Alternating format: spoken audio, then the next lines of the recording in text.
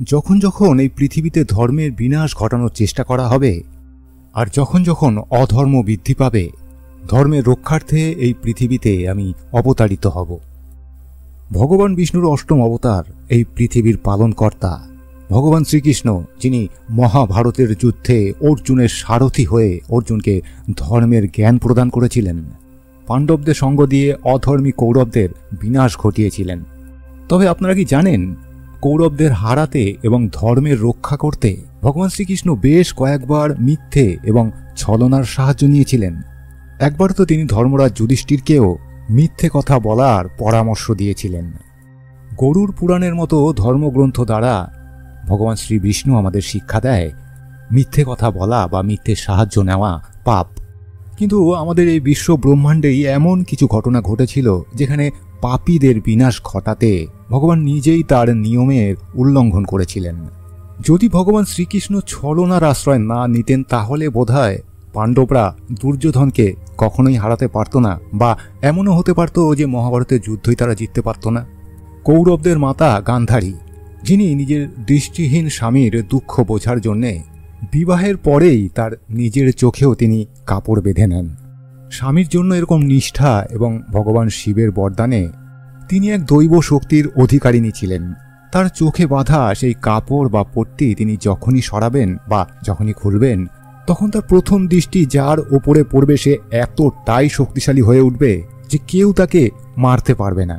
যখনই গান্ধারী জানতে পারলেন যে দুর্যোধন বাদে তার ৯৯ পুত্রের মৃত্যু হয়ে গেছে মহাভারতের যুদ্ধে, তিনি তখনই দুর্যোধনকে ডেকে পাঠান এবং বলেন স্নান করে সরাসরি নগ্ন অবস্থায় তার কাছে এসে উপস্থিত হতে। কারণ তিনি তার চোখে বাঁধা পট্টি যখনই খুলবেন এবং তার দিকে তাকাবেন, তার সারা শরীরটি যেন একটি বজ্রের মতো কঠোর হয়ে যাবে, আর তাকে অর্থাৎ দুর্যোধনকে আর কেউ কখনো হারাতেই পারবে না। তবে দুর্যোধন স্নান করে যখন নগ্ন অবস্থায় তার মায়ের কাছে যাচ্ছিলেন, পথে ভগবান শ্রীকৃষ্ণ তাকে আটকায়।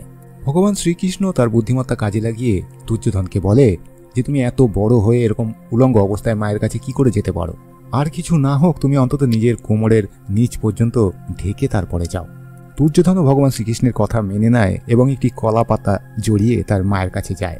গান্ধারী যখন তার নিজের চোখে বাঁধা পট্টিটি খুলে দুর্যোধনের দিকে তাকায়, তখন তিনি অবাক হয়ে যায়। এবার দুর্যোধনের আর বুঝতে বাকি থাকে না যে ভগবান শ্রীকৃষ্ণ তার সঙ্গে ছলনা করেছেন। এই ঘটনার পর ভীম এবং দুর্যোধনের মধ্যে একটি গদা যুদ্ধ হয়। ভীম বারবার দুর্যোধনের ওপর গদার প্রহার করা সত্ত্বেও দুর্যোধনের কিন্তু কোনো কিছুই হচ্ছিল না, তার কোনোভাবেই কোনো আঘাত লাগছিল না শরীরে। তখন ভগবান শ্রীকৃষ্ণ ভীমকে বলে, যদি এভাবেই যুদ্ধ চলতে থাকে তাহলে তুমি তোমার প্রতিজ্ঞা কোনোদিনই সম্পূর্ণ করতে পারবে না। তখন ভগবান শ্রীকৃষ্ণ দুর্যোধনকে মনে করিয়ে দেয় সেই প্রতিজ্ঞার কথা, যে প্রতিজ্ঞা অর্থাৎ দ্রৌপদীর বস্ত্র হরণের সময় ভীম প্রতিজ্ঞা নিয়েছিল দুর্যোধনের কোমর ভেঙে দেবে। তখন ভগবান শ্রীকৃষ্ণ ইশারা করে ভীমকে জানায় যে তুমি কোমরে মারো। যদিও গদা যুদ্ধের নিয়ম অনুসারে কোমরের নিচে আঘাত করার কোনো রকম নিয়ম নেই, কিন্তু তবুও ভীম দ্রৌপদীকে করা প্রতিজ্ঞা রক্ষায় দুর্যোধনের কোমরে প্রহার করতে থাকে। ভীমের দ্বারা বারবার করা গদার আঘাতে দুর্যোধনের কোমর ভেঙে যায় এবং সে মাটিতে লুটিয়ে পড়ে।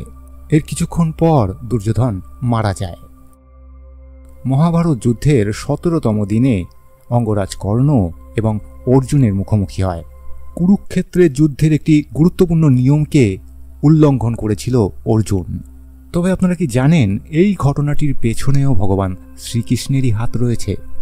মনে করা হয় একমাত্র কর্ণই হল এমন একজন যোদ্ধা যার অর্জুনের সঙ্গে লড়াই করার ক্ষমতা ছিল। সেই কারণে সেদিন সমস্ত তাবর তাবর যোদ্ধাদের নজর ছিল অর্জুন এবং কর্ণের ওপর। কর্ণ এবং তার পুত্র মিলে একে একে পাণ্ডব দলের সেনাদের মারতে থাকে।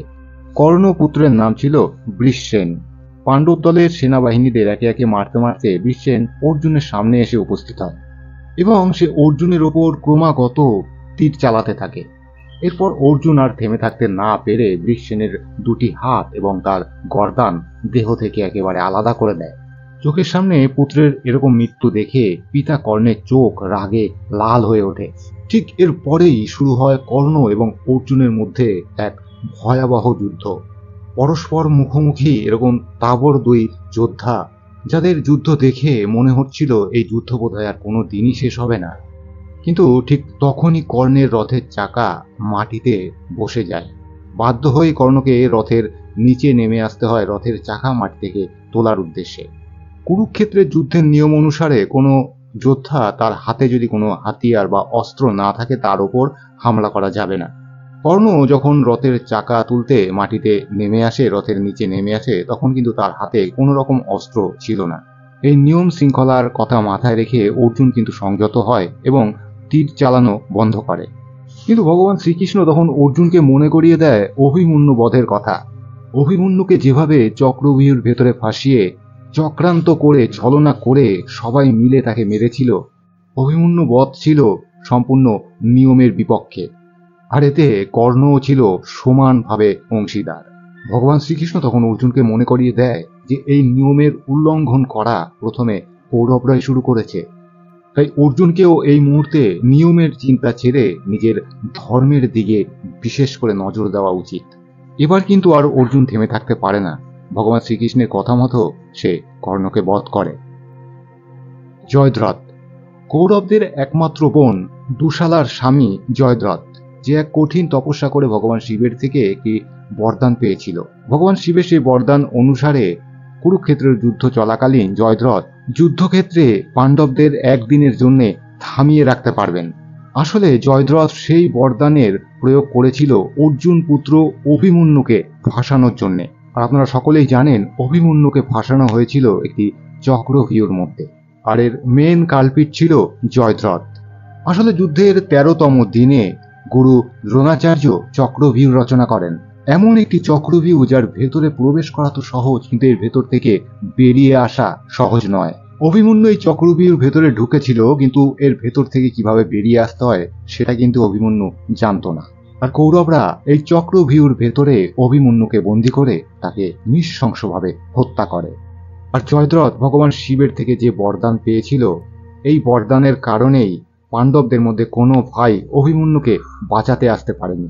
জয়দ্রথ তার বরদানকে কাজে লাগিয়ে পঞ্চ পাণ্ডবকে আটকে দিয়েছিল।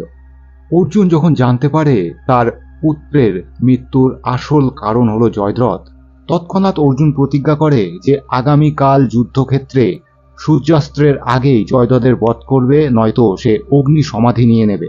রাগের মাথায় অর্জুনের করা এই প্রতিজ্ঞাকে কৌরবরা কিন্তু ভীষণ বড় একটি সুযোগ হিসেবে দেখছিল। কৌরবরা মনে প্রাণে চাইছিল কোনোভাবে যেন অর্জুন তার এই প্রতিজ্ঞায় সফল না হয়, তাহলে অর্জুন নিজেই অগ্নি সমাধি নিয়ে নেবে। সেই কারণে সমস্ত কৌরবরা মিলে শুধুমাত্র জয়দ্রথকে রক্ষা করার জন্যই উঠে পড়ে লেগে পড়ে, যাতে অর্জুন কোনোভাবেই জয়দ্রথের কাছে গিয়ে না পৌঁছতে পারে। পরের দিন যুদ্ধক্ষেত্রে অর্জুন কৌরব সেনাবাহিনীদের হত্যা করতে করতে তার রথকে আগে নিয়ে যেতে থাকে জয়দ্রথের দিকে। এভাবে যুদ্ধ করতে করতে অর্জুন বারবারই সূর্যের দিকে তাকাচ্ছিল। তবে এখনো পর্যন্ত হাজারেরও বেশি সেনা জয়দ্রথের রক্ষায় তাকে ঘিরে দাঁড়িয়েছিল। আর এত সেনাকে মেরে জয়দ্রথের কাছে পৌঁছতে পৌঁছতে সূর্যাস্ত হয়ে যাবে। তো ভগবান শ্রীকৃষ্ণ তখন তার চাল চালে। ভগবান শ্রীকৃষ্ণ কিছুক্ষণের জন্য সূর্যকে লুকিয়ে দেয়। চারিদিকে ঘন অন্ধকার নেমে আসে, সকলে মনে করে সূর্যাস্ত হয়ে গেছে।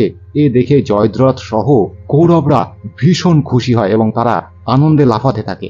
এরপর জয়দ্রথ অর্জুনের সামনে এসে অট্টহাসি হাসতে থাকে এবং অর্জুনকে অগ্নি সমাধির কথা মনে করিয়ে এক পৈশাচিক হাসি হাসতে থাকে অর্জুনকে উদ্দেশ্য করে। ঠিক সেই সময় ভগবান শ্রীকৃষ্ণ আবার সূর্যকে তার আগের জায়গায় নিয়ে আসে।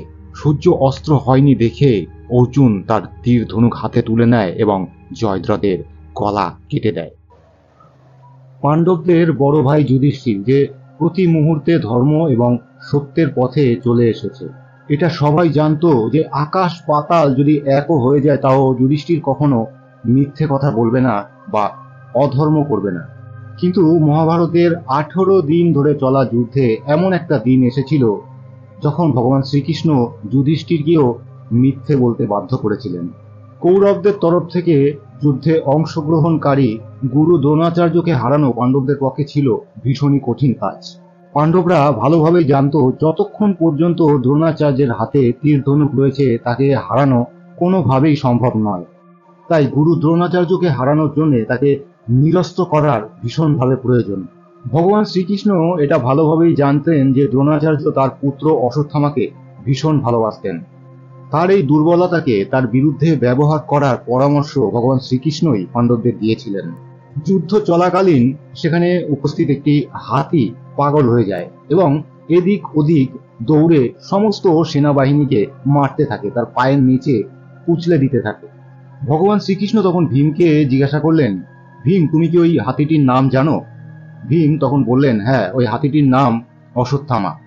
তখন ভগবান শ্রীকৃষ্ণ ভীমের দিকে তাকিয়ে একটি মুচকি হাসি দেয়।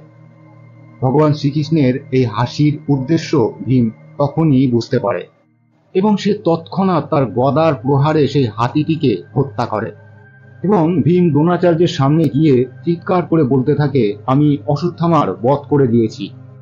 ভীমের মুখে এরকম কথা শুনে গুরু দ্রোণাচার্য বিচলিত হয়ে পড়েন। তবে এর পাশাপাশি তিনি এটা ভালোভাবেই জানতেন তার পুত্র অশ্বত্থামাকে খুব সহজে কেউ বধ করতে পারবে না। তাই ভীমের কথায় তিনি ততটা বিশ্বাস না করে যুধিষ্ঠিরকে গিয়ে জিজ্ঞাসা করতে চান, কারণ তিনি ভালোভাবেই জানতেন যে যুধিষ্ঠির এমন একজন ব্যক্তি, তিনি কখনো জীবনে মিথ্যা কথা বলেননি।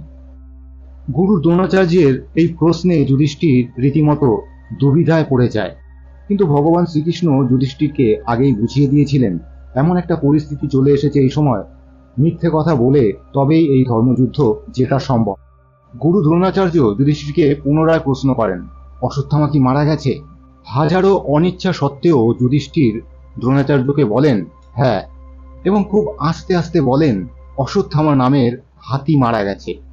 তবে গুরু দ্রোণাচার্য যুধিষ্ঠিরের মুখ থেকে হ্যাঁ শুনেই তিনি তার রথ থেকে নেমে পড়েন এবং তার সমস্ত অস্ত্রশস্ত্র পরিত্যাগ করেন এবং পুত্র শোকে মাটির ওপরে বসে বিলাপ করতে থাকেন। এই সুযোগে দ্রৌপদীর ভাই ধৃষ্টদ্যুম্ন একটি তরবারি নিয়ে গুরু দ্রোণাচার্যের শিরচ্ছেদ করে। তো এই ছিল মহাভারতের সঙ্গে যুক্ত এমন কিছু কাহিনী যেখানে আমাদের ভগবান শ্রীকৃষ্ণের লীলা স্পষ্টতই আমরা জানতে পারি। ভগবান শ্রীকৃষ্ণের কাছে সবথেকে প্রয়োজনীয় ছিল ধর্মের রক্ষা করা। তার জন্যে যদিও তাকে ছলনার বা মিথ্যের আশ্রয় নিতে হয়েছিল কিছু কিছু সময়, ভগবান শ্রীকৃষ্ণ যদি মহাভারতের যুদ্ধে কোনো রকম ছলনা না করতেন বা মিথ্যের আশ্রয় না নিতেন, তাহলে বোধহয় পাণ্ডবদের কাছে এই মহাভারতের যুদ্ধ জেতা কোনোভাবেই সম্ভব হতো না। তো এই বিষয়ে আপনাদের মতামত কি সেটি আমাকে কমেন্ট বক্সে অবশ্যই লিখে জানান। ভালো লাগলে লাইক এবং শেয়ার করবেন। আরও এরকম ভিডিও দেখতে চাইলে চ্যানেলটিকে সাবস্ক্রাইব করে পাশের বেল আইকনটি টিপে রাখবেন। আগামী দিনে আপলোড করা প্রত্যেকটি ভিডিওর নোটিফিকেশন পৌঁছে যাবে আপনাদের কাছে সবার আগে। আবার দেখা হচ্ছে পরবর্তী ভিডিওতে। সবাই ভালো থাকবেন, সুস্থ থাকবেন। আজকের মতো সকলকে বিদায় জানাচ্ছি। নমস্কার।